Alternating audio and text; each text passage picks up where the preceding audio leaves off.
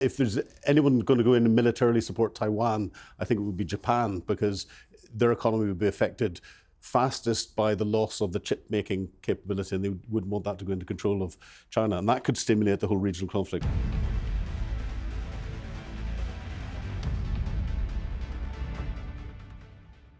My time in the UK MOD, and I know that in the Aussie MOD, the Japanese MOD, even in the DOD, they were sort of exposed to the same tensions, because there's a tension between reacting to the chronic challenge of Russia and China globally, which requires armed forces that you can disperse. If you can't compete with the Chinese economic effort, then you can compete by providing security and being a trusted partner and everything else. But if you do that, you arguably do it at the expense of a war-fighting force held in contingency at home. Now, you'd like to say, okay, well, fine, we'll have a sort of war-fighting force held at contingency and have a force that you disperse around the world to operate, but that's blooming expensive. So, Michael, what would you, if I made you Secretary of State for Defence in the UK or the US or Australia or France, would you seek to amass the big force to tell Xi that we're ready for you? Or would you amass the force that you could use a tool of diplomacy to sort of compete in the chronic competition? Well, I think you would certainly try to amass a force that is a deterrent one, but it doesn't necessarily need to look as though it's an aggressive one. It's got to be multifaceted. You've got to use, diplomacy overall should be the main aim. I mean, the real problem of defence preparedness, I think, is a problem for Europe in particular. Yeah. Europe has had a free ride for a long time. And Trump has made it very clear that Europe's not getting a free ride for long. And even, I think the Democrats are beginning to think, look, Europe needs to pay more for its own defense. And there is a big mood in America, not just an isolationist mood, but a mood that, Europe needs to step up to the plate. And this translates into how much Europe will spend on defense. I mean, there was a wonderful time when there was a tax-cutting party in Denmark, and they came to power, but with a slogan. I mean, they quickly faded away again. But they said that for defense, they would have microphones installed at every frontier with recordings in Russian saying, "We surrender." And that was their defense policy, because then they could free up the entire army and not spend anything on it. And to some extent, that has been Europe's policy for quite a while. Now, they do have to build up alliances that are more coherent. I mean, NATO has had an amazing invigoration because of Ukraine. Whether and how long that will last, I'm not sure. But what's interesting is they're building up a similar kind of pact in the Far East now with the Aukus agreement. And this is Australia and US and Britain. Now, at the heart of it is a nuclear element, the nuclear submarines for Australia. But there's talk of bringing in others, in particular Japan, which, of course, the Chinese find very threatening. Yes. The Chinese have long, historic and very bitter memories of Japan. At the moment, the Japanese feel that China is, they're a bit frightened of China. But the tensions are there. And if Japan is openly involved in some kind of Eastern NATO, I think that is quite it's got to be handled very carefully. I mean, you've got to make sure you've got a coherence and a deterrence, but it mustn't look as though you're suddenly getting a jump on the other side, because they will react equally aggressively. Yes. The thing that perplexes me about China is they're obviously concerned to mark out their territory in the South China Sea and sort of create a barrier in the first and second island chain to thwart an American military response. And yet they're building in the PLA Navy, I think they've now 370 active warships compared to the US's 291. That hints at a more global ambition. So what in your view is China up to? Are they? Well, it's not just the first and second island chain, it's more than that. This is what concerns me about the whole of Southeast Asia, and it's the development of what we in the military call power projection capability. China's just launched its third aircraft carrier.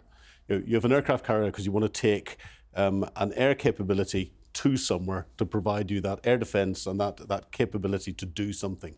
They're generating their marine capability and everything else.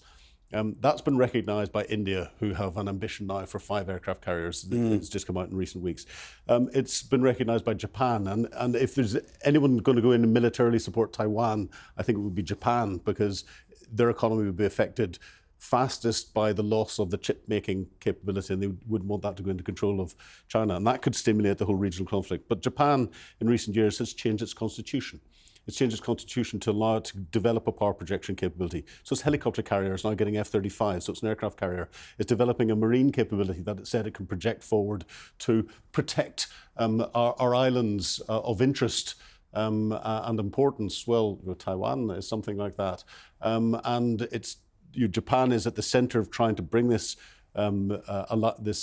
southern NATO together, this alliance together, and get itself into it so it can influence it. We're seeing increasing relationships between all of the Western nations and Japan militarily, and that's not by accident in what's going on. So that power projection, China will turn around and say we're an increasingly global power. Well, yes, they're a P5 member.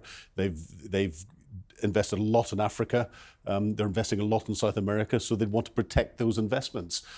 But again, if they're doing that from if it's purely economical investment, do they need to protect it? What's the threat against it? And therefore, why are they spending so much money on this power projection capability to take big chunks of military, take it somewhere and do something if they're not planning to do something? Now, accepting Michael's caution in the very first answer around the term superpower, it feels that any conversation about superpowers, whatever term we want to apply, is incomplete without recognising that for the last 70 years, superpower has been underpinned by nuclear power.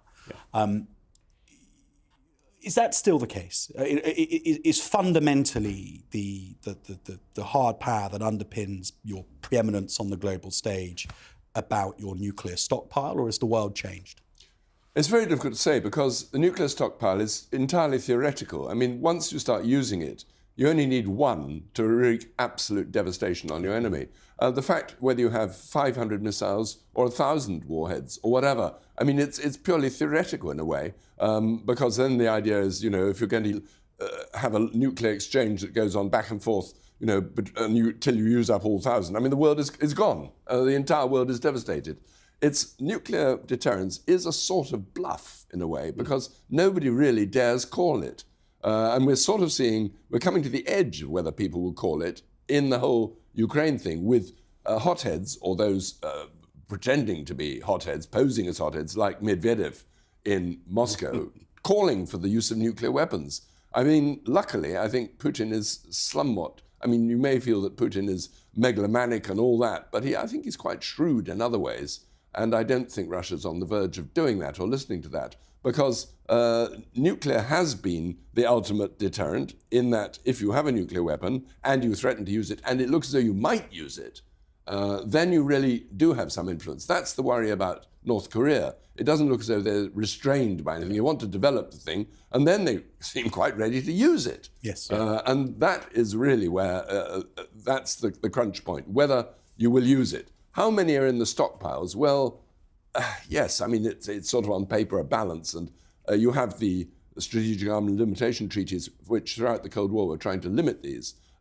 They've mostly expired, these treaties. And for example, the SALT treaty, the Russians left it last year, and it did limit nuclear warheads to, I think, was it 500? I think 1,500. You would know the actual number, but it limited 1,550. The numbers are brought right down. Deployable warheads. Exactly. But then the bluff comes in that, well, we have to keep stockpiles to replace the ones that are going out of date, so our numbers are always going to be bigger. Yes. The numbers game isn't the important game. No. And I think we have to recognise that the policy of mutually assured destruction has kept or contributed to keeping the peace. I'll not say it's been the solely responsible peace between the superpowers, in inverted commas, since the end of the Second World War. But nuclear proliferation has changed that. And the first element that changed that was the India and Pakistan acquiring nuclear weapons and the threatening between them. There was always this possibility that they'd use it between them, but that wouldn't stimulate a global conflict. And then we've got